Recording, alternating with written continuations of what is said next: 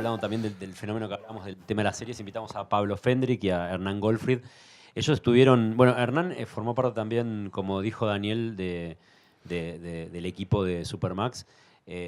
Tuvo su experiencia brasilera y casi a continuación de eso lo llamaron como uno de los dos directores del proyecto de HBO, El Jardín de Bronce, que ahora nos van a empezar a explicar un poquito de qué manera funcionó, cuál fue la dinámica, pero prácticamente se repartieron los capítulos entre ellos y fueron los dos directores del proyecto. Así que nada, la primera pregunta, arranco por alguno en forma random. Pablo. Eh, ¿Cómo fue ese primer acercamiento a la serie? Después podemos tomar un poco el tema de Supermax, pero primero, ¿cuál fue la primera noticia que les llegó sobre el tema del proyecto de HBO? Si vamos cronológico, mejor empezá vos, ¿no? Porque vos empezaste antes que yo. Buen truco. Buen truco. Bueno, El Jardín de Bronce es en realidad, ante todo, una serie que es una adaptación de una novela de un autor argentino que se llama Gustavo Malajovich. Es una novela que se editó en el año 2012, si no me equivoco, 2012. Gustavo es un amigo mío hace mucho tiempo, habíamos trabajado con él y con Marcos Osorio, que después ellos dos terminaron siendo los guionistas de la serie. Habíamos trabajado en algunas cosas e incluso habíamos tratado de generar algunos proyectos de este tipo, haciendo como, habíamos llegado a filmar incluso unos trailers para una serie, para otra completamente, y siempre estaba como el deseo de hacer algo juntos. Gustavo me mandó la novela, como se la mandó a algunos amigos, sin ningún tipo de otra intención. Y cuando me tocó leer la novela, ahí me volví loco. Yo en ese momento estaba terminando un proceso larguísimo que fue el sonido y el color de la que fue mi segunda película. Y bueno, mientras hacía eso, leía la novela de Gustavo. Y ahí empezó como a surgir en mí el deseo de filmar esa novela, como que sentía que el mundo del que hablaba era algo que tenía que ver con el tipo de historias y de tramas que me daba ganas y que me da ganas de atravesar, de contar, de imaginar, de pensar. Entonces en ese momento hablé con Gustavo y le dije, hagamos una película ya mismo. Y ahí él me dice, mira, surgió la posibilidad, ahora están haciendo la posibilidad de una serie, no te cuento mucho más, pero empezó a aparecer esta posibilidad. Estoy hablando del año 2012, comienzo del 2013. Y a partir de ahí yo siempre traté de estar cerca del proyecto, siempre traté de involucrarme de alguna manera. Es un proyecto que, como decía, que me daba ganas de llevarlo a cabo. Empezaron unas reuniones, empezó todo el proceso de escritura, cuando finalmente el Pero proyecto perdón, empezó a tomar antes de forma. empezar el proceso de escritura, ¿le adquirieron a él los derechos de la novela que HBO? Le Exactamente. adquiere los derechos de la novela. Bueno, Sí. la serie es una serie producida por Polka para HBO. Entonces este es un proyecto que nace como una idea desde Polka para hacer una serie para HBO. Era un poco el retomar lo que alguna vez, 10 años atrás, había hecho Polka como una primera experiencia. Si no me equivoco, creo que Epitafio fue la primera experiencia de miniserie hablada en español. 10 años después aparece la posibilidad y el proyecto de hacer el Jardín de Bronce. Entonces ahí empezamos también a juntarnos. Yo me empecé a juntar con Diego Andrasnik, que es digamos, la cabeza de todo este proyecto desde la producción, y quien, entre otras cosas, fue quien tuvo la idea de empezar a impulsar este proyecto y convertirlo en una serie y de llevarlo a cabo para HBO. Entonces, bueno, ahí surge el germen y empieza a crecer la posibilidad concreta de hacerlo.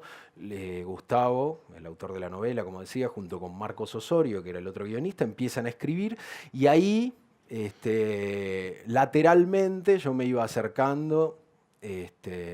A veces tenía la posibilidad de leer algunos de los guiones que iban haciendo, hacía Pero todavía en no eras el algunos casos. director. No, todavía no era el director, era alguien quien había una intención, tanto desde los guionistas obviamente, pero también desde los productores de Polka, había una intención con que yo me pueda acercar al proyecto desde la dirección. Entonces ahí empieza el proyecto a cada vez más a tomar forma, como decía, lleva sus años hasta que yo diría comienzos del año pasado, comienzos del año 2016, o sea, estoy hablando de un poco más de 3 años después de la génesis de todo esto, el proyecto empieza como a solidificarse y a ya empezar a tener como un horizonte mucho más cercano y una posibilidad concreta de hacerlo.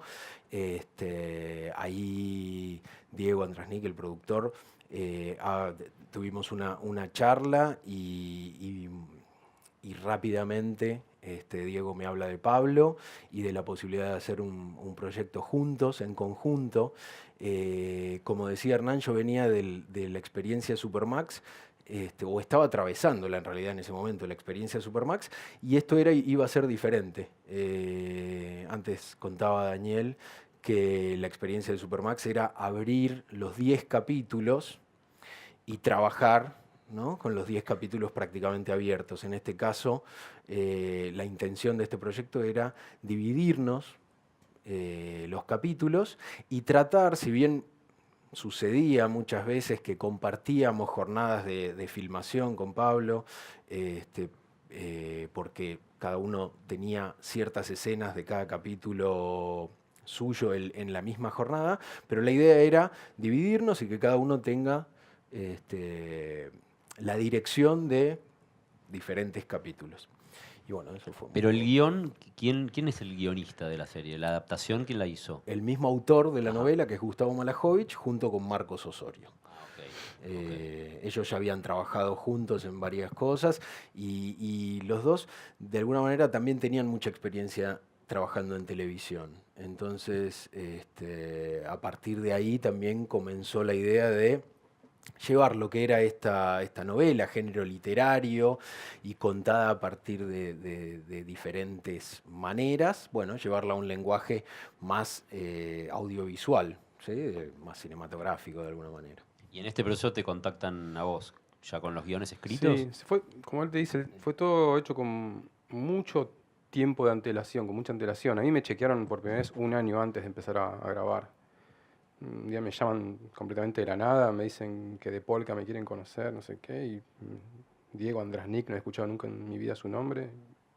Voy, me junto, me dicen, era todo muy misterioso en un principio, me decían, ¿te gustaría trabajar en un proyecto con nosotros, pero una coproducción internacional? Pero no te puedo decir el nombre, ni el título, ni con quién, ni para qué, ni nada. No me decían nada, pero me tanteaban si me interesaba trabajar en equipo con otros directores, un proyecto, bla, bla.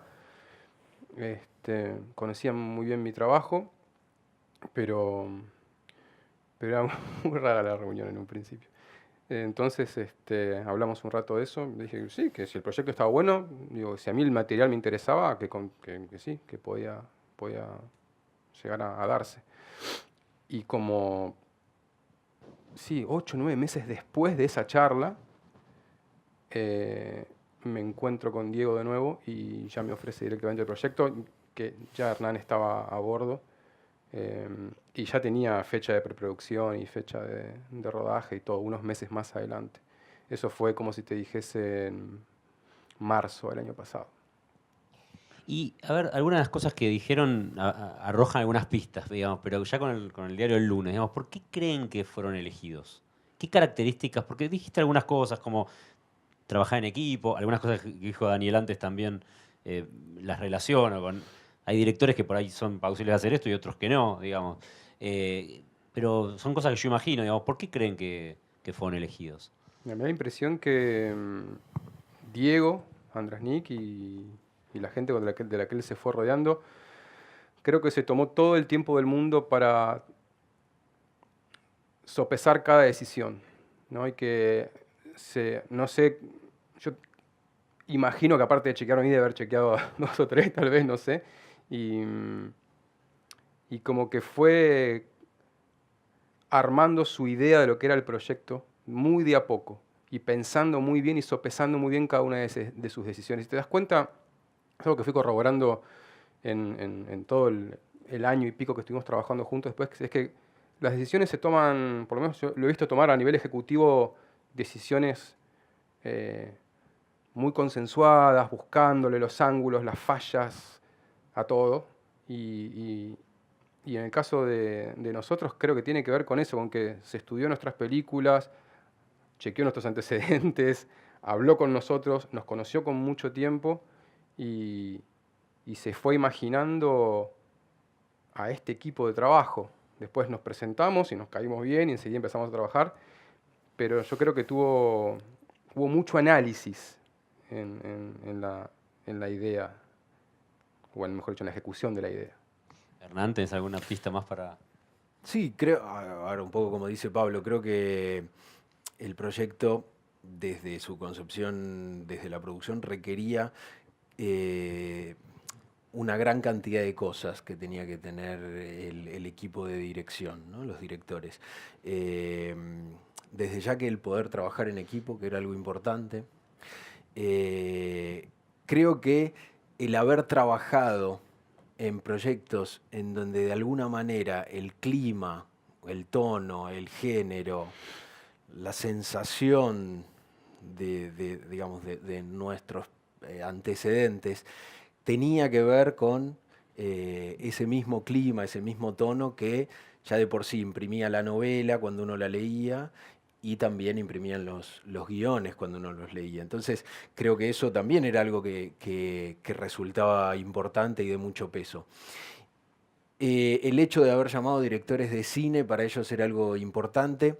La idea era concebir absolutamente todo un proyecto en donde todo el equipo provenga más del cine que de la televisión, por llamarlo de alguna manera.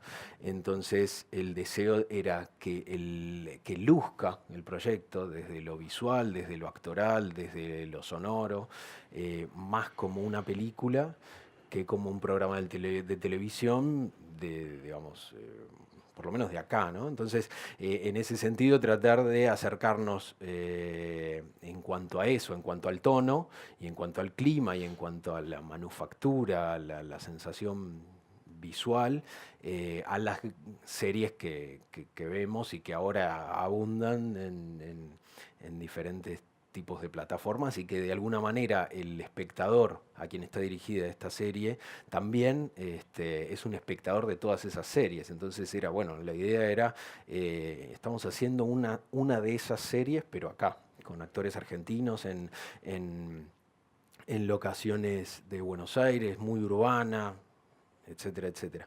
Y creo que la idea de poder trabajar en equipo, un poco como decía Pablo, sabiendo que gran cantidad de las decisiones tenían que ser tomadas en equipo, y por sobre todas las cosas porque estábamos hablando de hacer 8 episodios, y esos 8 episodios de alrededor de 50 minutos se convertían en casi, no sé, 4 largometrajes.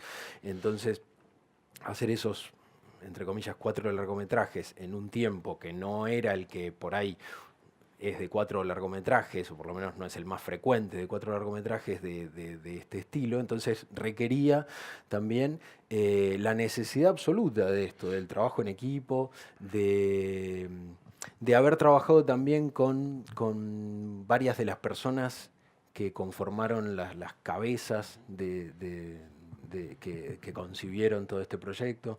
Entonces me parece que es como un conjunto de necesidades los que tenía la producción a la hora de elegir quiénes podían dirigir la serie. Sí, el tema del trabajo en equipo implica dos cosas. Por un lado, esto que hicimos de la dinámica, porque había una serie, un trabajo que hacer que implicaba un trabajo en equipo, pero además implica otra dimensión que tiene que ver con elegir directores que no sean extremadamente celosos de su autoría, digamos, que puedan entender un brief, por ponerle un nombre, que puedan entender las necesidades del proyecto y no necesariamente las obsesiones propias, ¿no?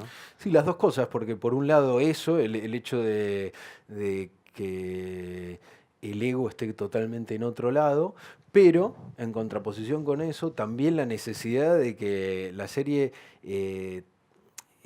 tenga la impresión de acá hay directores que Sí, por lo menos quieren... con personalidad, ¿no? Exactamente, con personalidad y que carácter. quieren Sí. no solamente filmar esta historia, sino, bueno, contarla por cierta, digamos, por cierta necesidad. O sea, no es solamente que contrataron a 2 personas y nos dieron los guiones, sino que una vez que recibimos los guiones, ahí arrancó todo un gran proceso, en donde le intentábamos justamente darle personalidad al proyecto.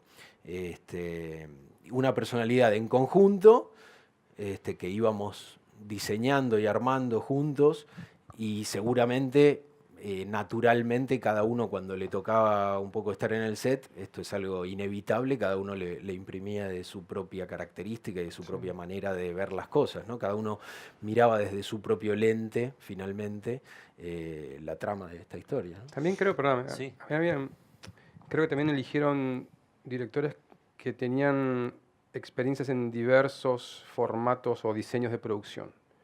Que no éramos directores que solo habíamos hecho grandes películas o pequeñas películas, sino que habíamos pasado de unas a otras en términos de a escala de producción y que podíamos ser versátiles, que en esta serie era algo que era re importante, que podíamos manejar una cosa bastante grande, un circo, como decimos nosotros, bastante grande cuando se armaba el circo y cuando había que achicarse y ser rápidos y ser medio guerrilleros también poder hacerlo y mantener el mismo nivel de eficacia y el estándar de calidad que pedía la serie cada día, ¿no? Y eso es algo que a mí me da la impresión también que es algo que encontraron, o por lo menos que buscaban en nosotros, por las preguntas ¿no? que se nos hacían o por cómo fue el desarrollo en la preproducción también.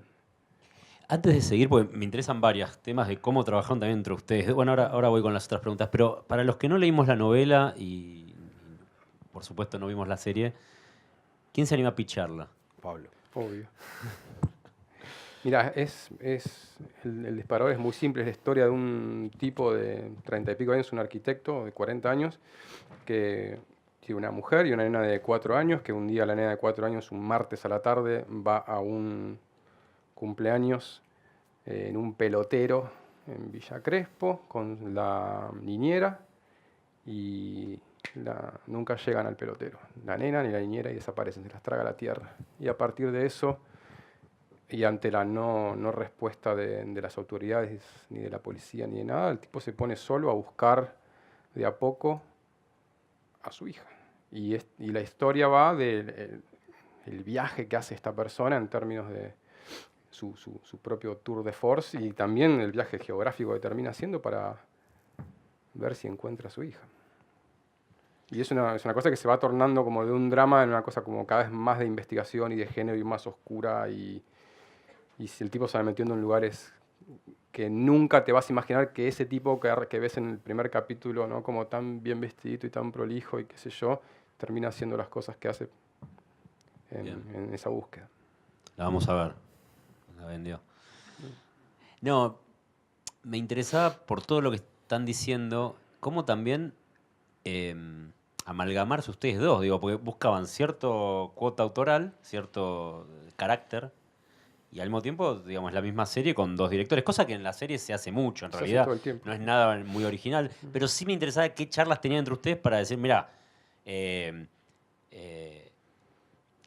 vamos a mover la cámara en mano, no sé, o vamos a hacer planos cortos, o planos, muchos planos secuencias, digo, ¿de qué manera le encontraron como una coordinación o un criterio a la serie en general siendo 2 directores?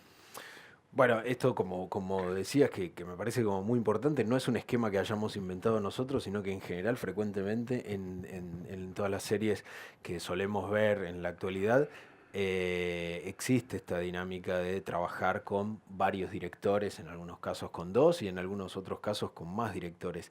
Y sin embargo, en líneas generales, cuando uno ve las series, salvo algunas cosas y algunas cosas muy, muy rotundas, uno ve el mismo sello, digamos, que no es que anda diciendo este capítulo claramente lo dirigió otro, aunque por ahí a veces sí lo podemos reconocer. Todo esto empezó obviamente con charlas, nosotros no nos conocíamos, sí habíamos visto nuestras películas, yo personalmente digamos, lo admiraba mucho a Pablo antes de conocerlo, Pablo no tanto. Pero bueno, el haber visto mucho nuestras películas y saber de alguna manera, entre comillas, qué podíamos esperar uno del otro, qué podíamos darle a la serie, o sea, qué es lo que naturalmente nos salía, nos surgía, nuestra manera de contar. A partir de eso empezamos entonces a hablar de, digamos, de cómo la ves, Claro. eso, de cómo la ves.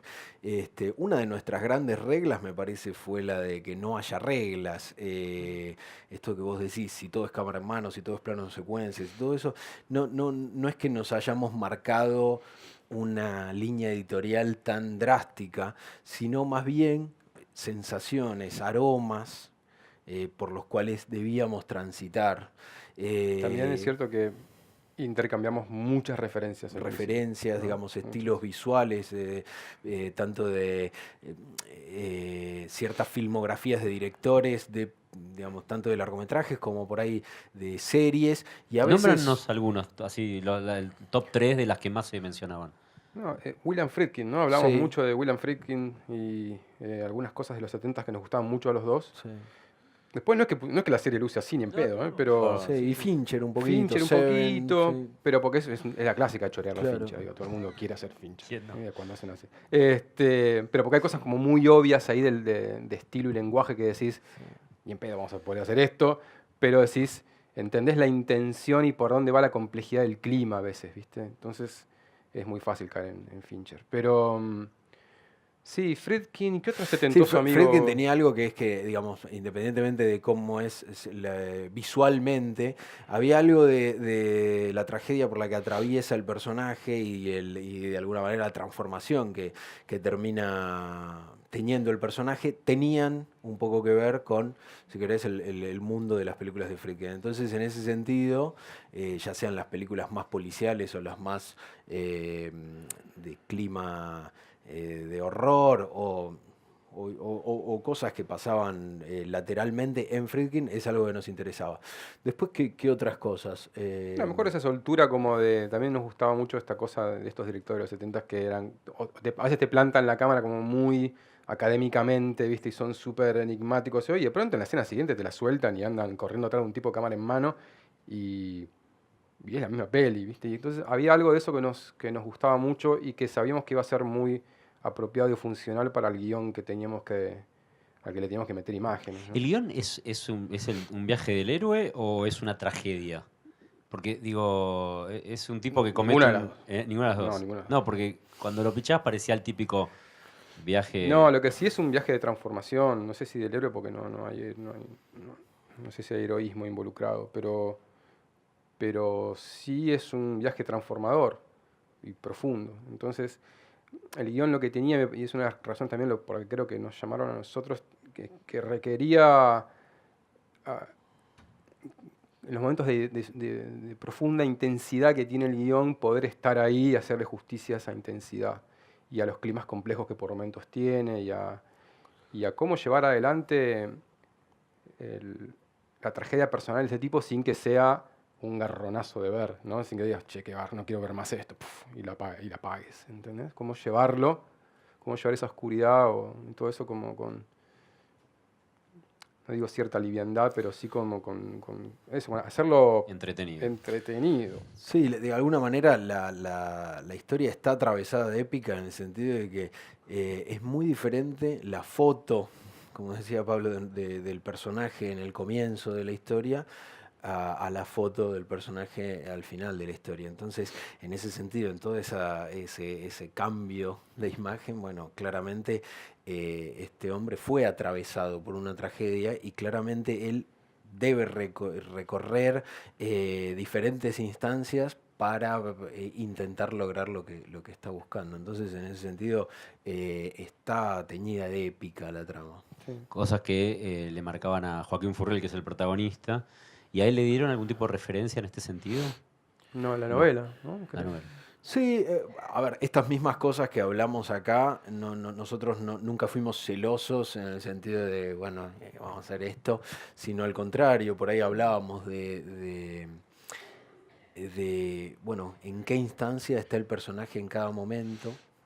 no necesariamente es que le hayamos dado referencias, quizás algunas sí, pero por sobre todas las cosas en el sentido de, bueno, ¿por qué queremos utilizar estas referencias? Digamos, antes decía Dani que es muy interesante cómo leen los actores el guión, que sin lugar a dudas es muy diferente a cómo leen los directores el guión y cómo lo leen todos, el director de fotografía, el sonidista, el músico, y cada uno, cada participante de todo el equipo, el conjunto que va a hacer la película, inevitablemente lo lee desde su lugar. Obviamente el director intenta verlo desde todo el pulpo de brazos que van saliéndole al proyecto. Pero los actores es muy, muy interesante cómo lo leen, porque sin lugar a dudas lo leen desde el personaje.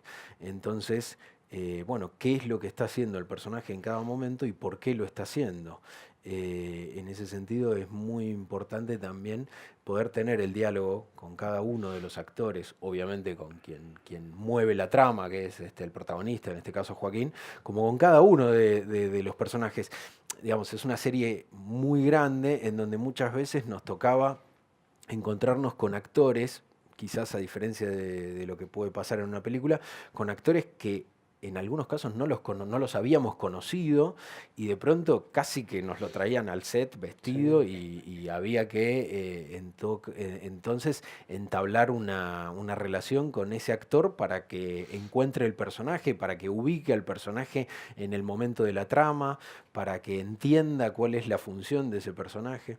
Entonces, desde el personaje principal, el protagonista, hasta el quien pueda leerse como el personaje más chico, nosotros teníamos que tener la habilidad de poder tener una ida y vuelta, un ping-pong de preguntas y respuestas, en donde obviamente todo tenía que ver con esos primeros diálogos que habíamos tenido con Pablo y que los diálogos que habíamos tenido con Joaquín y todo el entretejido que se iba dispersando a medida que se iban sumando cada uno de los actores que iban a encarnar los personajes. Sí compartían el mismo director de fotografía, o sea, Sí. fue el mismo de toda la serie, que fue Rolo Pulpeiro. Rolo Pulpeiro, y eso también le da como Una unidad. una unidad a todo. Sí. Pero lo que le quería preguntar es, digamos, ¿cómo es? ¿Filmaste primero 3 semanas vos, después cómo fue la distribución? 6 semanas él, después 6 semanas yo, después 3 más vos con un poco de Sí, yo en el medio. Claro, fue una dinámica que en realidad, Me volvió loco. obviamente la íbamos. Primero la diseñamos y después la La rompimos, rompimos. como todas las cosas, ¿no? Uno siempre antes tiene un ideal y dice esto va a ser así, y desde ya que uno se encuentra con un montón de imprevistos. Imprevistos que a veces son buenos, a veces son para muy bien y a veces son como, bueno, a ver cómo sorteamos este problema. La dinámica era, el esquema inicial era 6 semanas, después 6 semanas Pablo y 3 semanas más. En esas 6 semanas vos tenías que hacer capítulos 1, 2 1, y 2 y 3. 3, claro. Yo en mis 3 semanas tenía que hacer 4, 5 y 6. Y él después volvía, en 3 semanas tenía que hacer 7 y 7 y 8 el en 8. principio. Eso era más o menos el esquema inicial. A partir de Encontraste eso... el equipo ya destruido. No, el destruido, equipo- al final destruido, sí. Pero bueno, digamos, el esquema inicial fue este.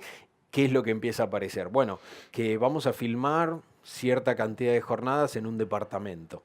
Y en ese departamento empiezan a aparecer escenas del capítulo 4, del capítulo 5, del capítulo 6. Entonces, ¿cómo vamos a hacer? ¿Vamos a dividir por capítulos o también vamos a agregar la variable de las locaciones, que obviamente también termina siendo muy importante? Entonces sucedía, como decía antes, que de pronto la primera semana ya estábamos compartiendo sets y arrancaba uno, seguía O el sea, vos otro. volvías, si había una escena en el departamento que era de tu capítulo, lo dirigías vos, no es que Claro. vos le dirigías la... No, No, claro. no.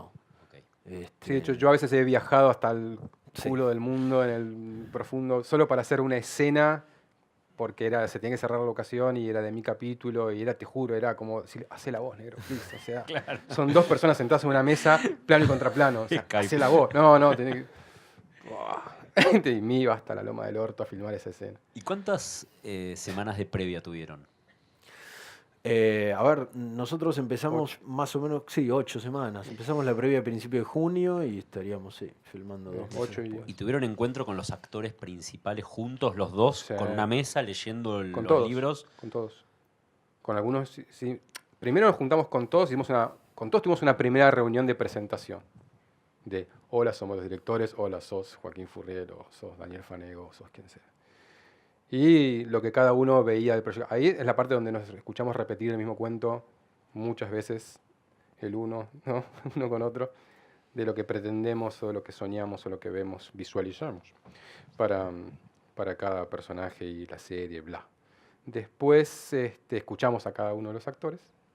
Con algunos hay que escucharlos mucho, otros no tanto. Claro, hay muchos actores en la serie y de orígenes y con estilos muy distintos. Entonces está desde el que habla mucho hasta el que dice, esto es una pavada, avísame, despiértenme con el día de la escena y nos vemos ahí.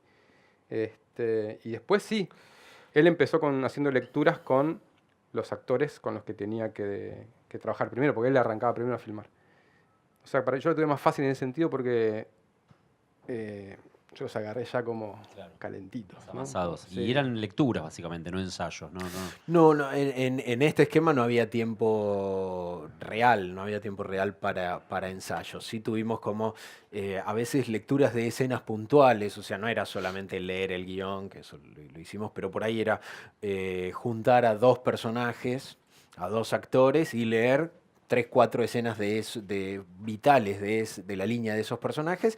Y entonces, a partir de eso, si bien no ensayábamos, por lo menos tratar de entender cuál era el arco de transformación, el camino que hacían, como para, bueno, a ver, se conocen en esta escena, transitan por esta otra y de pronto aparecen en esta. Bueno, a ver qué es lo que lo llevó a cada personaje de un lugar al otro, de un escalón al otro. Entonces, en ese sentido, tratábamos de agrupar, entre comillas, a veces 2, a veces 3, a veces si hacía falta un poco más, ciertos personajes que eran los más vitales. Es una serie que tiene particularmente muchos personajes, muchos, y muchos muy importantes. Si bien la serie, la trama la mueve un personaje, se va nutriendo de diferentes relaciones que van por separado. Entonces, de pronto, era muy importante entender la línea narrativa entre el personaje que hace Joaquín Furriel con el que hace Luis Luque. Eso tenía todo un arco de transformación. Lo mismo que pasaba con el que hace Joaquín Furriel con el que hace Romina Paula o con el que hace Julieta Silverberg.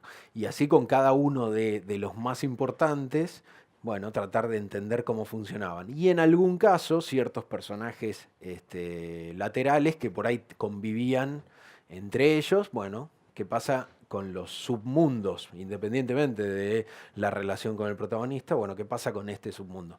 Tratamos de hacer ese tipo de reuniones en el tiempo que tuvimos, mientras hacíamos scoutings, mientras veíamos vestuarios, mientras charlábamos y veíamos cosas de la dirección de arte, mientras hablábamos con el director de fotografía. Entonces todo eso era como un caudal de cosas que teníamos que ir haciendo en un momento a contrarreloj y bueno, y hasta que finalmente llegó el día del comienzo de la filmación. Como fue una filmación muy prolongada, muchas veces teníamos la oportunidad de ir desarrollando también Sí, pero igual fue la preproducción más larga de nuestras vidas. del ¿no? mundo. ¿No? Yo nunca he estado 8 semanas de preproducción de nada, imagínate. Sumás todas las películas y dan 8 semanas de pre. En relación con el elenco, está buenísimo el casting, la verdad, porque además combina diferente gente con diferentes niveles de cartel, digo, que esté Romina Paula metida con Joaquín Furriel, con Fanego, digo, está bueno. ¿Cuáles son los criterios de la construcción del casting? Hola. Hola. ¿Cuáles son los criterios de la construcción del elenco, digamos? ¿Cuánto opinaban ustedes? ¿Cuánto no? ¿Qué lugar les daban? El consenso, básicamente. El criterio del consenso, y pasa que a diferencia de por ahí como nos manejamos cada uno en sus pelis, anteriormente acá el consenso, o sea, había mucha más gente con la cual consensuar para empezar la producción ejecutiva de Polka con Diego y qué sé yo, y también con HBO, con los delegados de HBO. Entonces, las reuniones de casting eran muchas y muy largas. ¿Gente que venía de dónde? ¿De HBO? ¿HBO? No venían, ellos estaban en un Skype en Miami, Ok. o en algún lado. Pero acá en Argentina, incluso antes, porque eso era antes de hacer las presentaciones, ponele. Pero primero nos juntábamos con la gente de casting de Polka, Diego y nosotros, carpetas y nombres y laptops con fotos y qué sé yo, en una mesa durante, literal, a veces 4 o 5 horas, toda una tarde tirando nombres, a un punto decís, ya este nombre lo escuché ya 700 veces, ¿qué pasó? O sea, no, la cabeza se te hace un mondongo. Y los criterios a veces también. Arrancás con uno y cuando encontrás todos en el consenso aparece un nombre, decís, esta opción para tal personaje está buenísimo, estamos todos de acuerdo, pero cuando no aparece y le das muchas vueltas, estás muchas horas y semanas y no aparece porque por ahí no aparece tampoco en el mercado, digamos, no aparece un nombre que nos conforme a todos. Ahí se empieza a poner sinuoso el tema de los criterios. Ahí los criterios empiezan a polarizarse, los cinematográficos por un lado y los televisivos por otro. Y ahí había como charlas que se volvían muy surrealistas por momentos. Pero básicamente el criterio es el del consenso. Y aunque sea por agotamiento, siempre tenemos que llegar a un consenso. Y en un altísimo porcentaje de los casos fue así. Última pregunta de este primer bloque, así abro lugar a preguntas. Me decías antes que cuando ustedes... hola, ahí está. Fueron convocados, tenía que encarar una serie que sabían que que la expectativa del público potencial iba a ser ver una serie al nivel de las que estamos acostumbrados a ver en Netflix, digamos, o en HBO mismo, que es una marca bien fuerte y de mucha calidad. Hola, ahí está. Seguramente ustedes no tienen el detalle de los números, por supuesto no trabajan en producción, pero ¿nos podrían dar una relación en relación a un presupuesto normal de una serie de televisión normal de Polka para Canal 13 con esto? ¿Cuán arriba estaban o cuán igual? ¿O tienen idea? No. No. No, la verdad que no. No, a ver, no sé si contesto tu pregunta, pero me voy por las ramas, así evito contestarla. No, digamos, la intención era la de otorgarle lo necesario para hacer una serie como la que queríamos hacer. Otorgarle lo necesario como para hacer una serie como la que hubiéramos querido ver. Eso era un poco también el objetivo. Desde ya que me parece los directores siempre queremos más horas, más tiempo, más todo, más cosas, pero la propuesta era la de trabajar en un esquema que sostenga de alguna manera un proyecto de estas características. La relación era más material por día en relación a las películas que hicieron, Sí. pero menos a lo que suele ser un programa de televisión. Yo creo que sí. Era digamos, eran planes de rodaje muy fuertes, muy intensos, con mucho caudal de páginas y de escenas, pero con una búsqueda tratando de asemejarlo a Sí. nuestra experiencia, ¿no? Claro, eso es lo que lo ponía la vara muy alta, era Claro. que teníamos que generar un estándar de calidad muy alto, un industrial alto, muy buen nivel visual y todo, pero una cantidad de escenas por día y de páginas por día que decimos, ¿cómo? O sea, Y vos decías el otro día que los dailies viajaban a Miami, donde sea, y los veían todos los días. se subía el material en un sistema así, digital y sí, sabemos que lo veían todos los días. Y el Sí. nivel de evolución. No había interferencia en lo cotidiano, digamos, no había feedback en lo cotidiano. Interferencia es una palabra muy fea. No había, no es que al día siguiente decían, che, eso que filmaste ayer estaba un poco fuera de foco. No, o me gustaría que, no pasaba eso. Pero sí sabíamos que estaban como muy atentos todo el tiempo por si, no sé, había algo que había que repetir o pasaba algo, que no pasó, pero estaban ahí. Digo, era un control de calidad muy exhaustivo y muy constante y muy presente. Bien. ¿Preguntas? ¿Sigo yo? Sí. Hola, ¿qué tal, chicos? Hola. Yo le quería preguntar, en el trabajo en la pre con los delegados de HBO, por lo que tengo entendido, HBO como también funciona como una productora, digamos, que por suerte tiene como estas apuestas también a series, digamos, de como un mercado más acotado, más chico, digamos, propuestas de series más autorales. Entonces, la pregunta es, ¿cómo fue en la pre el trabajo con los delegados? Si les dieron esta libertad por ahí que se ve en estas otras series que ellos producen y con la gente, bueno, de Patagonic. No es Patagonic, es Polka. Polka, perdón. Mi experiencia es más acotada que la tuya. Yo me los crucé con ellos en un par de Skypes, casi siempre hablando de casting. No, todas las otras cuestiones no eran un tema, digamos, no era que nosotros no teníamos que discutirlas con ellos, ni ellos las discutían con nosotros. Hay como una de las grandes diferencias, podemos dedicarle el próximo bloque a hablar entero de esto, que es las grandes diferencias entre la industria televisiva y cómo funciona esa pirámide y cómo funciona la del cine, que es muy distinta, ¿viste? Entonces acá no es que nosotros lo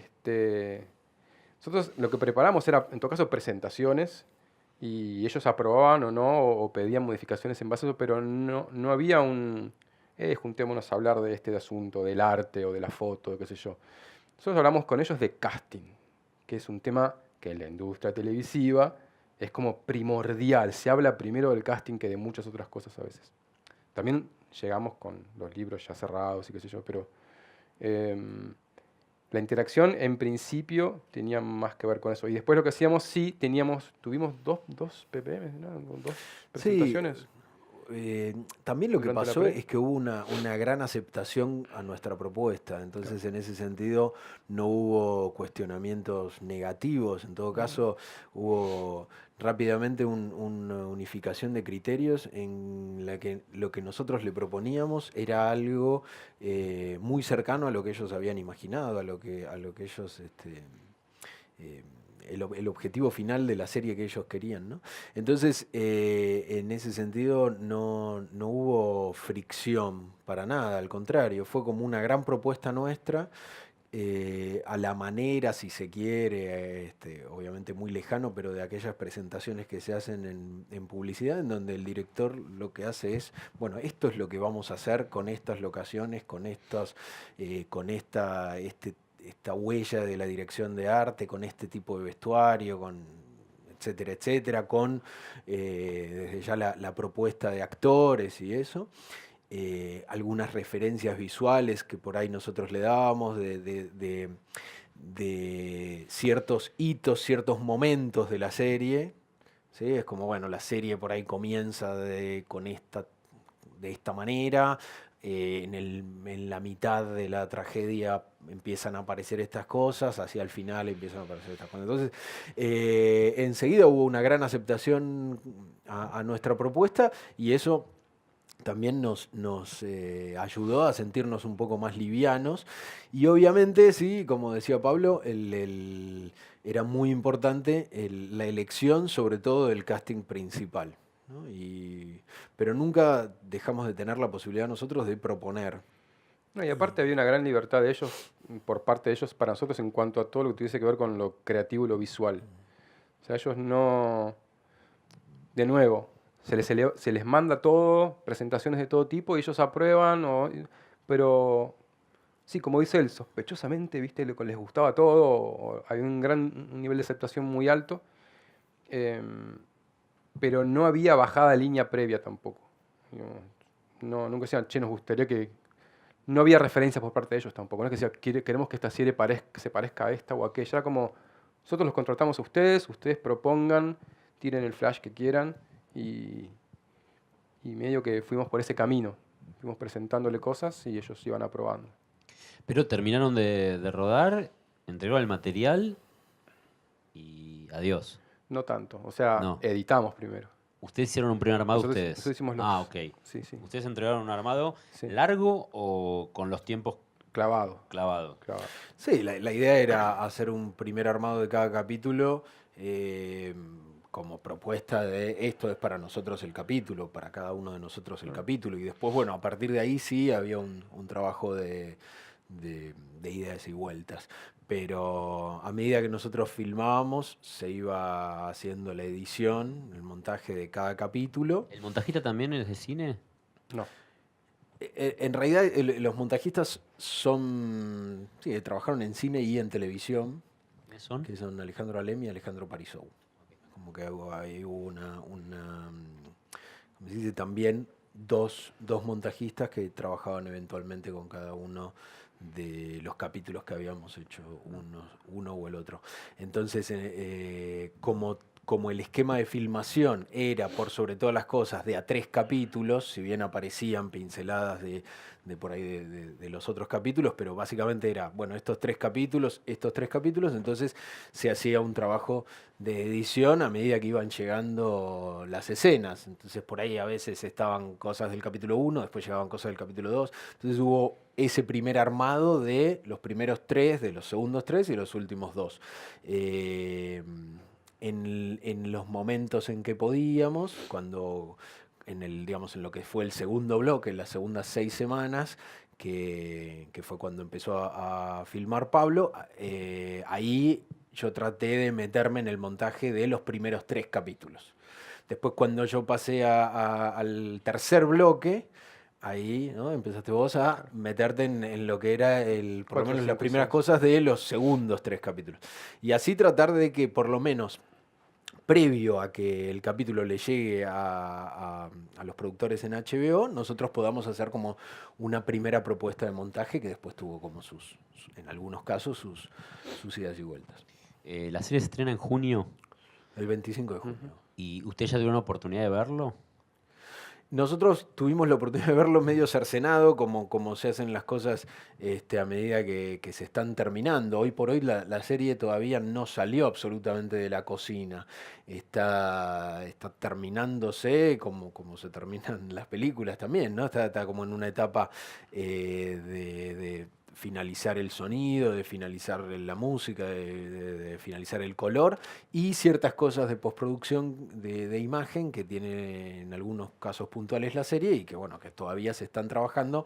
Pensemos en que al ser 8 capítulos, bueno, se van terminando los primeros capítulos y después los demás. Lo que vimos por ahora son como lo que sería el offline, ¿no? Eso Sí. es más o menos lo que vimos. Sí, yo vi, sí, también, muy poca cosa.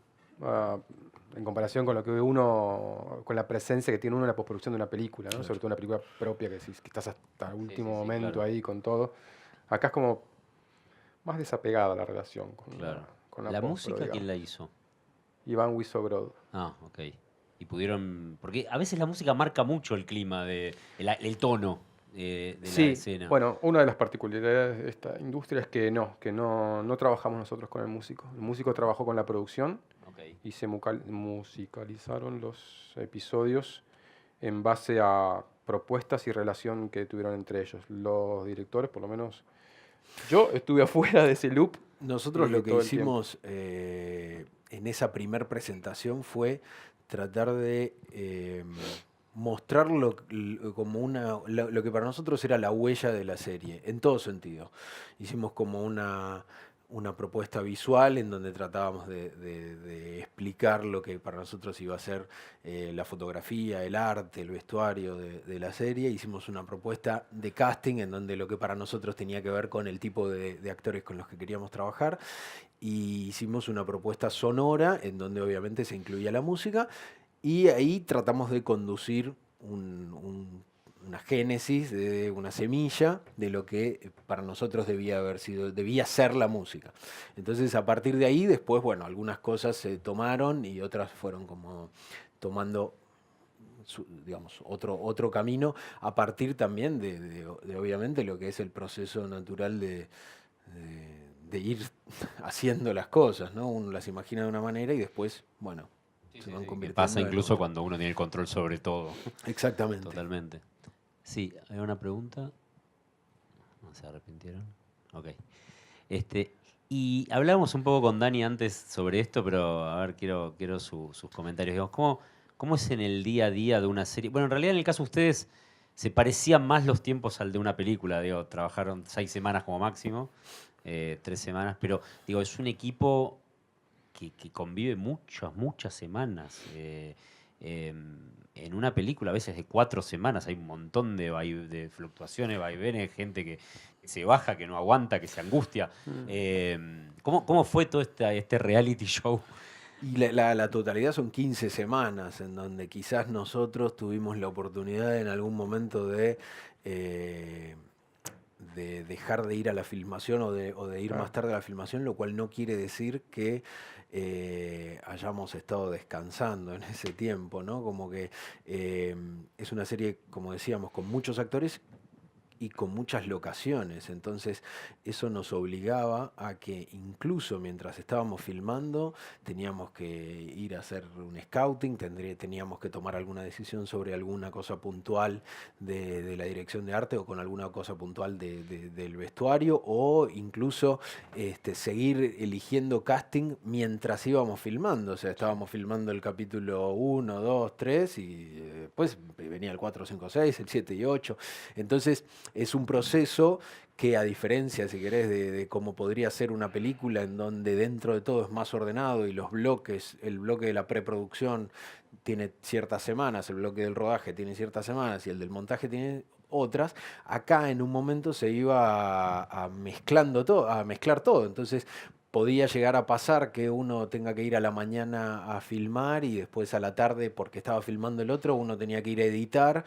Ibas a editar un rato, 2 horas, y a las 7 de la tarde tenías que ir a ver una locación, porque abría a las 7 de la tarde. Entonces era como un proceso muy grande y muy intenso en donde las diferentes momentos que tiene a veces una película, en este caso estaban todos mezclados.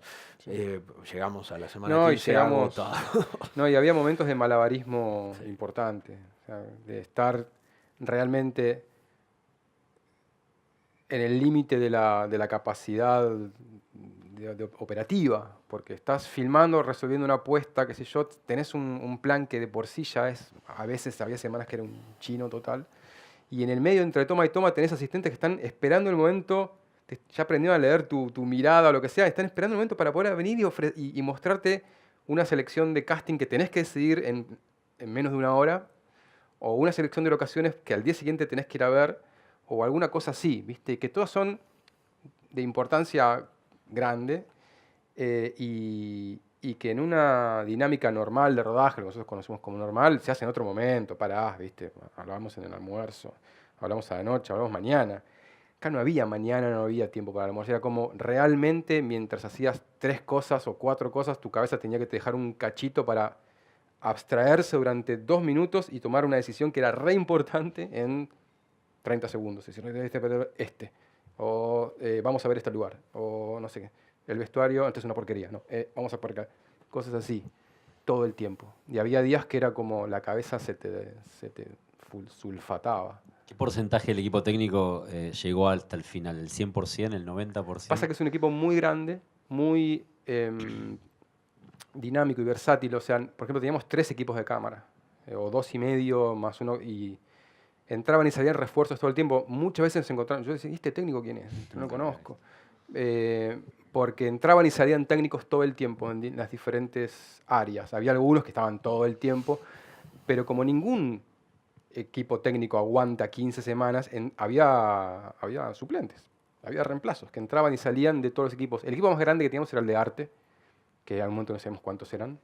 Yo creo que llegaron a ser como 15 en un momento. No sé, porque el arte de la serie reclamaba mucha producción y mucho laburo. Y como tenían que ir haciendo en avanzada, y ¿viste? Nosotros íbamos avanzando como una especie de tropa, íbamos comiendo unas locaciones así, taca, taca, taca, taca. Los de arte tenían que ser cada vez más para poder construirlas o ambientarlas o lo que sea antes que llegáramos nosotros. ¿Fue algo en estudios o todo en escenarios reales, digamos? Hubo de todo. No. En un 90% son locaciones, son escenarios reales, y hay un pequeño porcentaje que está hecho en estudio, cosas muy, muy puntuales. ¿Con qué cámara filmaron? F-55. Sí, con la Sony F-55. Que es una cámara 4K Sí.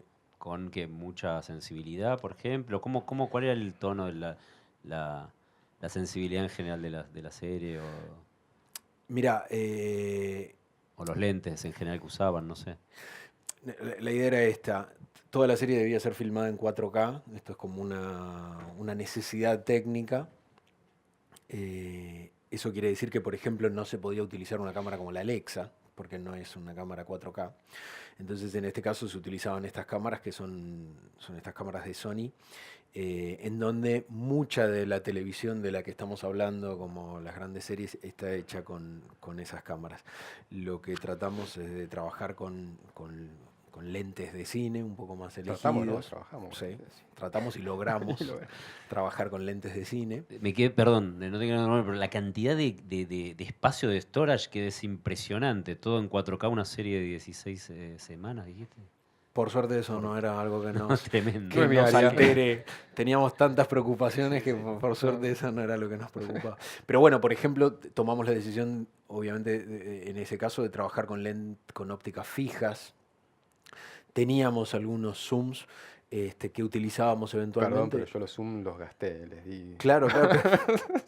Pero igual Los usaste teníamos... mucho, ¿Eh? los usaste mucho, sí. Sí, Ah, claro. pensé que sí. Y es que sí, te resuelven muchas situaciones de... Perdón, te interrumpí. Sí. No, es que justamente era esto, era como la idea de tratar de trabajar con un equipamiento cinematográfico, tener los lentes fijos y tener los zooms para justamente los momentos en donde,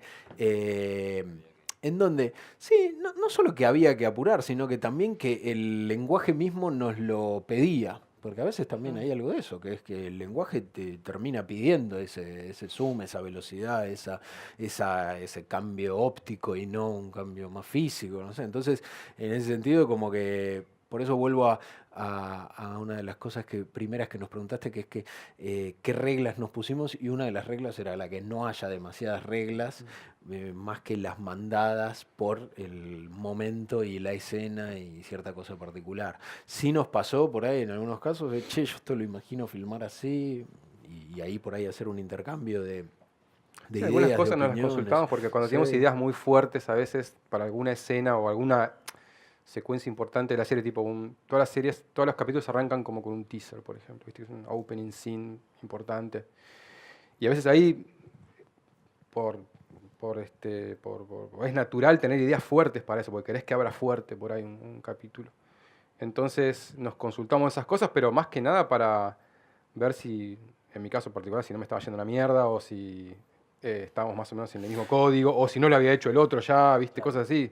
No sé, yo por ejemplo los primeros días que él empezó a filmar iba a mirar, pero más que nada para ver todo eso que habíamos hablado durante 8 semanas, qué forma estaba tomando y cuánto me iba a alinear yo a eso, viste, y cómo íbamos a hacer para mantener también un lenguaje común en toda la serie. Eso para mí fue una ventaja que él empezara, porque yo iba y miraba y decía, mira cómo lo está haciendo, está buenísimo esto, ok, perfecto, genial, dale, me copa esto. Entonces, era simple en un sentido.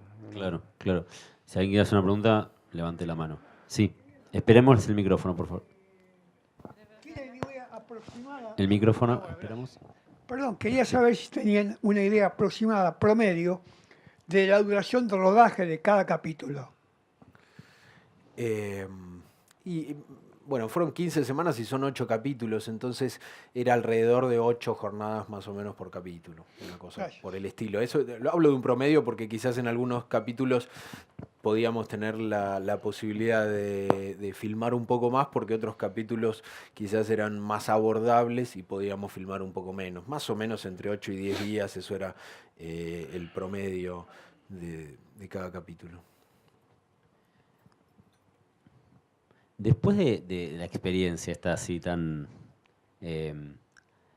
intensa que tuvieron, más allá de que es difícil construir una carrera y es muy impredecible, pero ¿cómo se imaginan? ¿Desarrollando largos propios, personales, con los tiempos que implica un largo, tratar de seguir trabajando en estos esquemas que les da una continuidad, no solo laboral, sino también de mucha gimnasia? ¿Qué los motiva más? Todo. Me parece que es una experiencia intensa y está buenísima y uno aprende un montón en este tipo de cosas, pero tampoco vas a dejar de ser, no sé, la persona que sos o el artista que sos, en todo caso, y vas a querer seguir haciendo las cosas que venías haciendo antes. Esto en todo caso se suma... Yo me acuerdo haber dicho mientras lo estaba haciendo, mientras estaba filmando esta serie, que iba a salir de esta experiencia con todo un set nuevo de habilidades, porque lo sentía, era muy claro, porque me veía expuesto a realizar una serie de maniobras y de movidas que no había tenido que hacer nunca como director. Y para que salieran bien tenía que concentrarme un montón y pensar y realmente dar lo mejor de mi experiencia a nivel oficio, digamos. Porque ni siquiera es a nivel creativo, como parte, la creatividad está aplicada en todo caso, pero al operativo del oficio. Y en ese sentido, lo que sí siento que tengo una serie de habilidades nuevas, como nuevos superpoderes para futuras producciones, pero no es que por haber hecho esto digo, ahora solo quiero hacer superproducciones y cosas así, sino que muy aparte de esta experiencia está lo que uno después quiere hacer con por lo menos yo con mi carrera como director de cine, con mi evolución como director de cine en todo caso. Y es indistinto. Puedo querer hacer una película recontra comercial o todo lo contrario. Depende de lo que pinte en cada momento, ¿no? Sí, no, yo creo que, digamos, pienso lo mismo que Pablo. Hay algo que tiene que ver con nutrirse y creo que en ese sentido todo para nosotros fue crecimiento. Por lo menos en mi caso, yo creo que cuando arranqué a trabajar en la serie, era un proyecto que tenía ganas de hacer. Era una historia que yo tenía ganas de empezar a imaginarla, a ponerla en imágenes, a ponerla en sonidos, empezar a pensar cómo debía contarse eso, esa historia. Entonces, me parece que en ese sentido, si una historia y un tipo de proyecto resulta interesante, al fin y al cabo, bueno, si estamos hablando de una serie, es algo que puede ser muy bueno, y si estamos hablando de una película, es algo que puede ser muy bueno. Creo que obviamente por ahí la obra cinematográfica va por un camino diferente a este, porque como bien decíamos, requiere un trabajo de un gran consenso, pero no deja de ser un proyecto en el que, en mi caso, creo que los dos teníamos ganas de hacerlo. Sí, No es claro. que un día nos llamaron y bueno, justo estábamos con tiempo. Teníamos ganas de hacerlo, teníamos ganas de atravesar esa aventura, así como la atraviesan los personajes, y de transformarnos, como bien decía Pablo, de adquirir muchas otras cosas, ya sea de toda la experiencia que nos daba el trabajar tanto tiempo, el trabajar con técnicos o con gente con la que no habíamos trabajado y que de pronto se convierten en aliados fundamentales, y con gente que uno tiene muchas ganas de volver a trabajar, haber conocido un caudal enorme de actores que provenían en algunos casos mucho del cine, en algunos casos más de la televisión y en algunos casos más del teatro, y de pronto hacer el trabajo y la experiencia de juntar actores que por lo menos desde su nacimiento venían desde diferentes lugares, y bueno, nosotros teníamos que conducir ese barco, entonces eso también nos iba nutriendo, así como nos nutrieron seguramente nuestras películas, pero en este caso era tanto el caudal y tanta la necesidad, como decía Pablo, de resolver rápido, que eso es algo que también uno va adquiriéndolo como una habilidad, ¿no? Es como, bueno, a ver, ¿cuál es la mejor locación entre estas tres? Bueno, será esta. Y después llegar a sets que en una gran cantidad sí, pero en otra cantidad no. Por ahí no siempre habíamos ido de scouting. Entonces, en algún caso era como, bueno, tratar de llegar por ahí un rato antes o más o menos, y decir, bueno, a ver cuál es la mejor manera de filmar esto. Y todos los imprevistos del mundo que suceden, que eso también pasa, que es como que eso es algo que es inevitable. Siempre ¿no? también, perdón, volviendo un poco a la pregunta que decía, siempre en el contexto de que este es un proyecto soñado también por un director. Quiero decir, ahora la canchereamos porque estamos con el diario del lunes, ya lo hicimos, pero en el momento de que te lo ofrecen, también decís, esto es espectacular. O sea, me están ofreciendo Trabajar dirigir de un director. material. Primero Claro. trabajar de director, que está buenísimo, pero digo, el material está muy bueno. Quiero decir, el material al que te invitan a dirigir estaba muy bueno. Decís, che, qué bueno dirigir esto. Entonces, una vez que asimilás eso, ya todo lo más, bueno, entras en modo oficio o en modo dirección y te olvidás un poco de que estás en una situación privilegiada, pues si no estás todo el tiempo como flasheando y no podés, tenés que concentrarte y trabajar. Claro. Pero siempre partiendo de la base de que estás en un lugar privilegiado y que estás, nada, está Sí, sí, buenísimo. sí, Sí, ¿no? el Lo tipo que de te está cosas que uno tocando. tiene ganas de hacer, no, Claro, no es sí, que sí, era... Digo, antes de eso me la pasé años diciendo, che, la puta madre, me ofrecen muchas cosas, pero ninguna que esté buena, entonces sigo haciendo mis películas, porque la verdad que este proyecto no me interesa, este guión me parece una cagada, bla, bla, bla. Finalmente aparece algo que es como una producción que está buenísima, con un material que decís, esto tengo que dirigir yo en parte. Claro, Está genial. Sí, y pudiendo dedicar, digo, a ser director con los recursos que te rodean como para dedicarte a eso y concentrarte en eso. Uno se la pasa escuchando relatos propios y ajenos de los años que uno envejece con cada película, ¿no? Como que, y acá suena, escuchándolos, como que podían, sí, obviamente es exigente, dormís poco y tenés mucho trabajo, pero sos director, no tenés que estar sufriendo de que no llega la cuota, y bueno, y todo lo que sabemos que implica hacer películas, muchas veces en estas latitudes. Hablaba...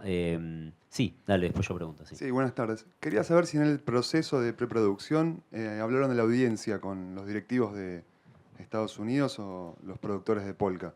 Si sabían a quién iba dirigido o si tenían bien claro la audiencia a la cual querían abarcar, si es panamericano o solamente local.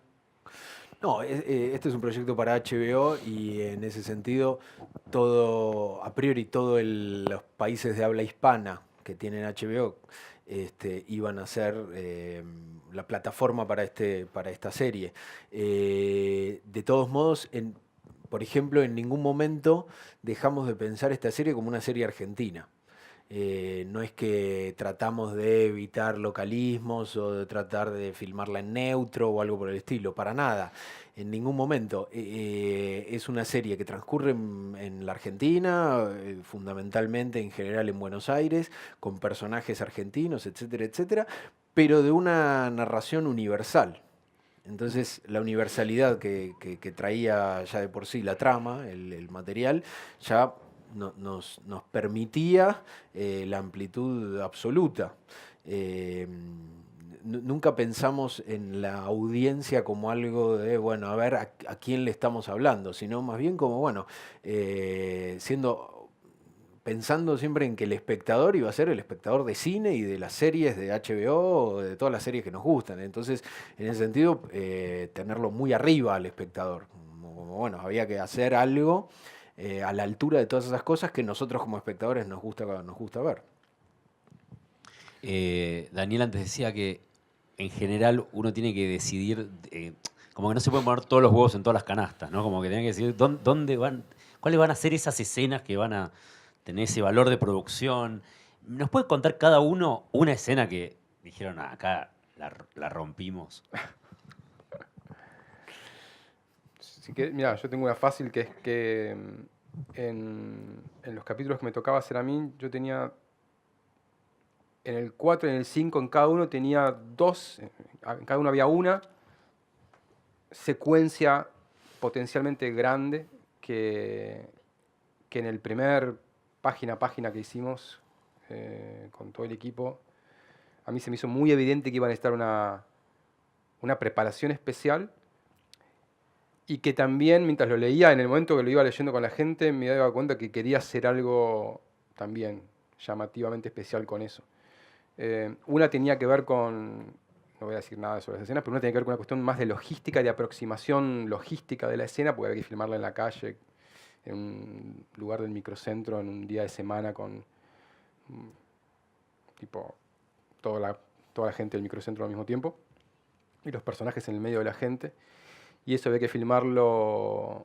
Había que filmarlo. Yo propuse filmarlo con 3 cámaras escondidas. O sea, iban a robar. O sea, Sí, íbamos a robarlo. Al mejor estilo cine independiente, pero con mucha plata. ¿Entendés? Entonces, la idea era. Y estuvo muy bueno porque eso nos llevó a ser como a ir. Parecíamos personajes de una película de Michael Mann. Íbamos muchas veces al mismo lugar a hacer planes. ¿Viste? A hacer planes, pero tipo como si fuéramos a chorear un lugar en realidad, no a filmarlo. Como si nos escondemos allá y qué sé yo, íbamos con Google Maps y con plantas y si ponemos un zoom tipo con un lente allá arriba y otro con un lente allá abajo y hacemos estas primeras 3 partes y fuimos muchas veces con diferentes cámaras y con planes, y la planeamos mucho, mucho, mucho. Incluso pedimos equipos especiales para esa escena, como por ejemplo monitoreo inalámbrico de las 3 cámaras. Entonces yo estaba escondido en una van con 3 monitores y veía cómo se movían las 3 cámaras y les decíamos, vaya para allá. Y yo cada tanto iba corriendo de una a otra. Y eso fue muy, muy divertido de hacer. Y la escena editada garpa un montón. Haber elegido hacerla así y haber tenido los medios y la disposición de todo el equipo de la producción para hacerla de esa manera. En general te decían, dale, vamos. Muy pocas veces, o no recuerdo en qué momento me hayan dicho que no a algo. Tampoco pedí nada tan zarpado, digo, pero eso y otra escena que pedí también storyboardearla y pedí. Lo más difícil de todos mis 3 bloques fue bloquear una semana entera de rodaje, de lunes a viernes, para una sola secuencia que iba al final de un capítulo. Que era una apuesta muy grande y fue muy difícil porque el plan, vos mirabas, entrabas a la oficina de dirección y era un gran panel donde decía, esto es imposible de hacer. ¿Era esta que estás narrando o es otra? Sí, esta. Y entonces empezamos como un trabajo de negociación de otras escenas, de otros capítulos, ¿dónde podemos meter esto para hacerle lugar en el plan a esto? Y muy de a poquito, casi como un trabajo de martillo y de cincel contra el plan, logramos abrir toda esa semana, comprometiéndome yo luego a filmar muy rápido otras cosas y resolver de una manera muy simple algunas escenas que no eran tan comprometidas, pero eso fue como una de las cosas uno de los logros más grandes de mi gestión en los 4, 5 y 6, como haber abierto una semana para una secuencia en el contexto de nuestra serie parecía imposible y finalmente se pudo hacer y eso fue maravilloso. Hernán, ¿se te ocurre algún ejemplo tuyo? No, a ver, hay muchos tipos de escenas, hay escenas así como con más de persecución o más de acción, hay escenas más de tono, de suspenso, y uno disfruta diferentes cosas de cada escena. Pero creo que una de las cosas que yo más disfruté en la serie fue lo íntimo, las escenas más íntimas, que a veces eran escenas a priori más sencillas, pero tratar de encontrarle un grado de detalle a escenas más íntimas en donde eran a veces 2 o a veces 4, 5, a veces 6 personajes hablando y tratar de todos modos, de otorgarle esto, detalle, como un poco de encontrar el alma de esas escenas. Y recuerdo así como escenas que disfruté, escenas más, si se quiere, de actorales, de esas en donde está el peso está en lo que pasa con esas 2 personas y en cómo de pronto esos 2 actores o 6 encontraron algo, lo fuimos encontrando entre todos y la cámara reconoció eso que estaban encontrando ahí, eso yo lo disfruté mucho. Y había muchas había cosas muy, muy grandes para hacer en el sentido actoral, en donde había escenas en donde de pronto había 7, 8 personajes hablando, casi que sentados en una mesa. Entonces, en ese sentido también, enfrentarnos a, bueno, cómo darle algo Y en general, interesante. la configuración era a 2 cámaras, la normal, la común. ¿Llegaban y eran 2 cámaras siempre? En general se trabajaba a 2 cámaras, en algunos casos se prefería trabajar a una cámara. En algunos casos se trabajaba con las cámaras así, en algunos casos se trabajaba con las cámaras así, en algún caso se trabajaba con las 3 cámaras, con casos puntuales como el que decía Pablo recién. Digamos, se iba cambiando. Digamos, el formato más frecuente tenía que ver con trabajar a 2 cámaras. ¿Una buscaba chiquito y la otra filmaba o no? No ¿O era tipo más necesariamente. televisión, más... No, ni plano? una cosa No. ni la otra. Era como 2 cámaras que tenían cosas muy claras y muy Ok. puntuales para hacer. Era como... Sí, 2 planos distintos que podrías haber hecho por separado, solo que... Exactamente. Puesta cine, Claro, pero con 2 cámaras. exactamente. Claro. Exactamente. Sí. Micrófono, por favor. Con respecto a la escena que contaste, que filmaste en Microcentro, ¿qué reparos tuvieron, al menos los productores, la gente, con respecto a los release, a la autorización de la gente que aparecía, los transeúntes? Hacía una cartulina que decía, usted está siendo filmado Y, Es cierto. y se pone en la calle y la gente que pasa la lee y eso es todo. Se acaba el cuento ahí. No hay remate. Sin que nadie firme nada. No tienen nada que firmar. ¿Qué vas a firmar a 700.000 personas que pasan caminando por la calle? ¿Y cómo No. sabes que la leyeron? Calenchu. No, lo que yo hacía igual, digamos, en mi propuesta visual era filmar todo con teles y había muy poco reconocimiento de los transeúntes. A los pocos que se los puede llegar a reconocer, después también está el montaje, que a veces sacas 5 o 6 cuadritos antes el plano para que no se vea tanto ese pelado que justo salió ahí. Y si no, está la cartulina. La cartulina loca te salva legalmente de todo. Igual trabajar con poca profundidad de campo ayuda a eso, a enfocar en el rostro, digamos, de los personajes y tratar de evitar de alguna manera que se vean. No, y también una esos cosa que nos decía, me acuerdo, Rolo, es que sí, estaba bueno en estos casos que trabajamos así con lentes largos y muy poca profundidad de campo, que de última si hay que blurear algo en post, por ahí no es una cara, pero por ahí es tipo, hay un cartel de mostaza que te sale atrás o alguna marca que no querés y le echas un blur ahí y es mucho más fácil blurear algo que ya está fuera de foco que algo que está como contrastado, ¿no? En Obvio. el foco. Es un error. Por supuesto que ustedes filmaban lo que más les gustaba, quiero decir, en la apuesta que más los convencía, y no iban a estar pensando en la plataforma de exhibición. Ahora, ¿hubo en algún momento algo que dijeron, che, para que esto no se va a ver en pantalla gigante? O sea, Sí. hubo un momento que dijeron, no, pará, viste, pongamos el personaje o más cerca o no un plano tan, no sé, viste que hay algunas cosas que pueden variar, consumir un plano. En Lo una tenés pantalla. incorporado, me parece, Claro. no sé, Hernán, es algo que lo tenés incorporado porque lo sabés. Para empezar, filmás en 16:9, que eso ya te pone en todo un lugar y te condiciona toda tu cabeza creativa audiovisual, digamos. No es 2:35, no es 1:66, es 16:9 Sí, y no es inamovible.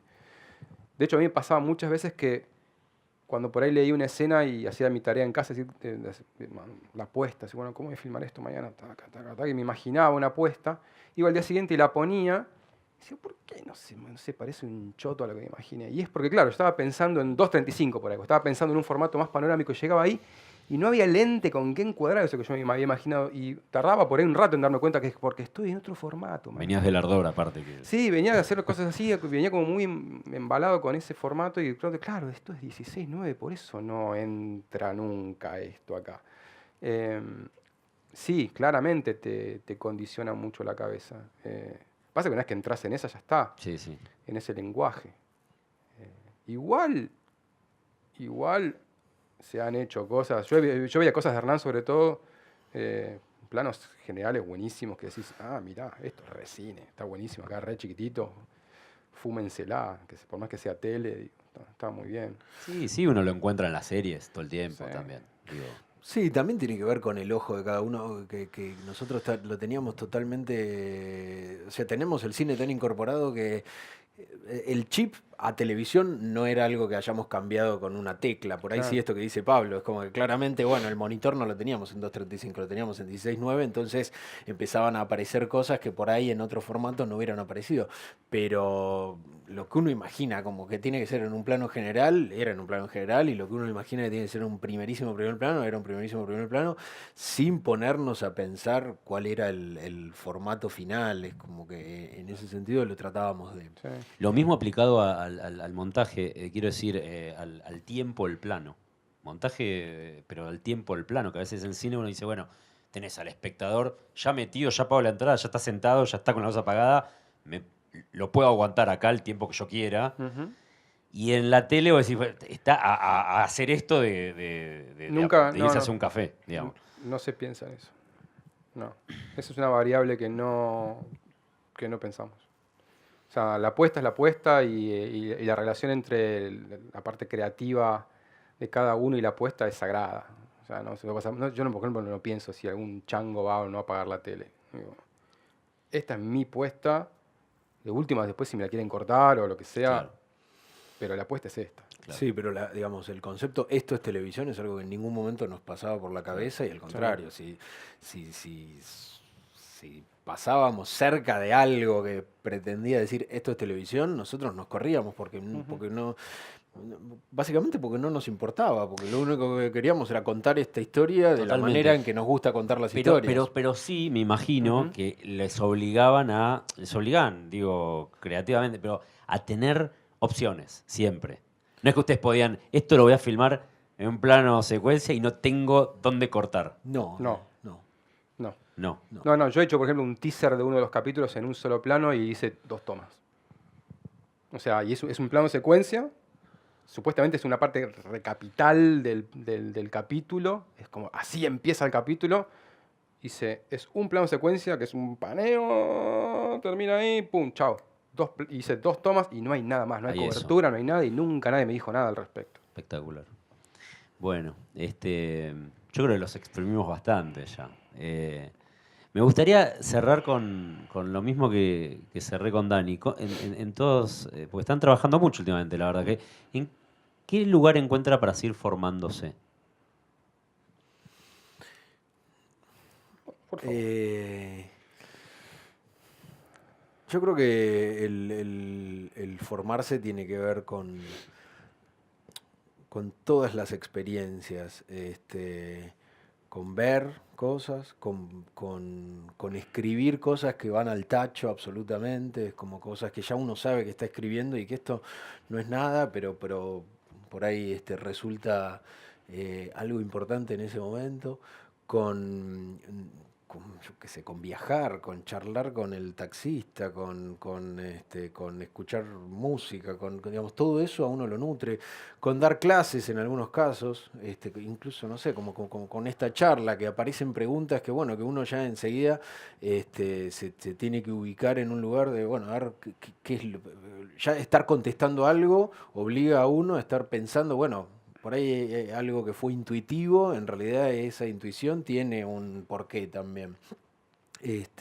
Entonces creo que la formación es muy grande en todo sentido, ¿no? Como que a veces son cosas que uno lee o cosas que uno estudia de la manera más gráfica de la palabra estudiar, pero también esto tiene mucho que ver con nutrirse de las cosas que a uno le dan placer, no sé, o que a uno le provocan emociones. Por ahí no necesariamente las emociones son placenteras, pero por ahí emociones que no son placenteras también a uno lo nutren y lo llevan a, por ejemplo, tener que filmar después una escena y tener que hablar con un actor y recordar algo que tiene que ver con cualquier otra cosa, pero que eso sirve para hablar con un actor, para hablar con el director de fotografía, con el camarógrafo, con el director de arte. Y bueno, eso que está guardado en algún lado del cerebro sirve para poder comunicar lo que uno quiere expresar, ¿no? Entonces me parece que de eso se trata la formación, de nutrirse de cosas y de experiencias. ¿Pablito? Parecido, pero más como, en mi caso es más como de alejarme justamente de la formación. Es como, para mí a mí lo que más me nutre es apasionarme con algo, encontrar algo, porque tengo esa personalidad que es como medio intensa, en ese sentido encuentro algo que me gusta mucho y me apasiona y me sumerjo en eso y quiero aprender sobre eso, y paso horas y horas y horas aprendiendo sobre esa cuestión que puede o no tener que ver algo con el cine o puede no tener que ver algo con el arte, pero apasionarse con algo, en cualquier disciplina, puede ser deportiva,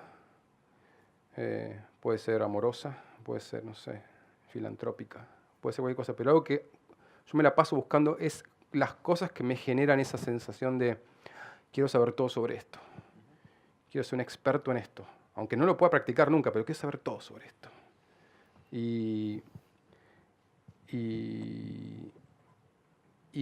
Porque ahí encuentro que alguna vez ya apliqué todos esos recursos y esos mecanismos de aprendizaje y de apropiación para el cine. Y también lo usé para dirigir películas, que no es lo mismo que te guste el cine. Y ahora, no sé, por ahí me interesa mucho más o sea, el montañismo o cosas por el estilo. Y mi nutrición tiene que ver con eso, con encontrar cosas que me lleven a querer investigar, que mantengan viva la llama de la investigación en mí. El cine, clarísimo. la cine no me lo provoca tanto porque ya lo investigué un montón y no es que soy un experto en nada, pero ya me aburrí de investigarlo. Ahora prefiero trabajar en el cine en todo caso y aprendo trabajando.